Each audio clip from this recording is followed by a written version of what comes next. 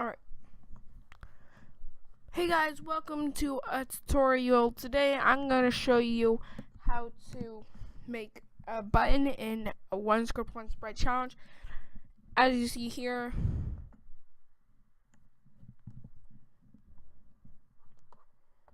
click this button.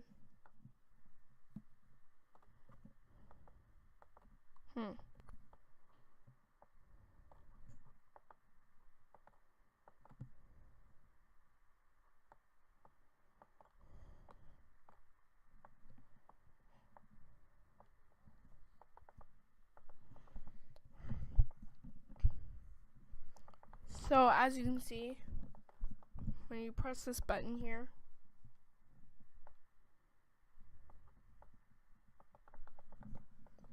it clicks. It adds up to this counter. Now this counter is just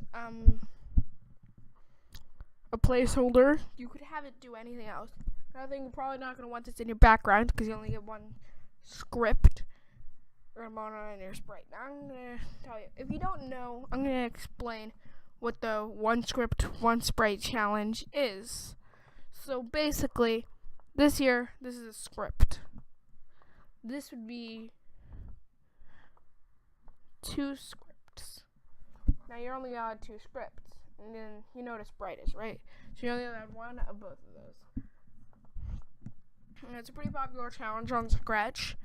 And now this is just a little tip. It might seem hard because you can't really use one sprite clicked. There are other ways to do this, I guess, but this is the way I came up with. Let me explain how it works real quick. So, as you can see, there's this little thing right here. And there are 2 different parts to this. One of these parts detects if your mouse is down, if you're clicking at the current moment. The other one detects if your mouse is within this range. So as you can see, more than -96. This ball is 96. This is 88. This is. It doesn't have to be exact. It just has to be really close. So yeah, you're gonna want to fit that to fit your background.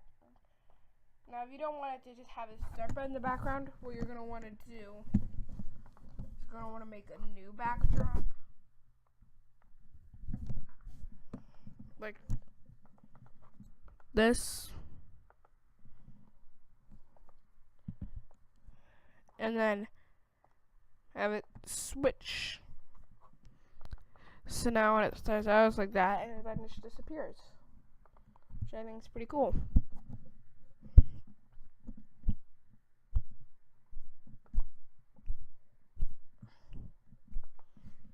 Yeah, this is the end of this video. Pretty short one. Don't forget to like, comment, and subscribe. That's about it. Alright, I'll see you in another video soon. I don't know what it's going to be about, but I'll make it eventually. See you guys later. Bye!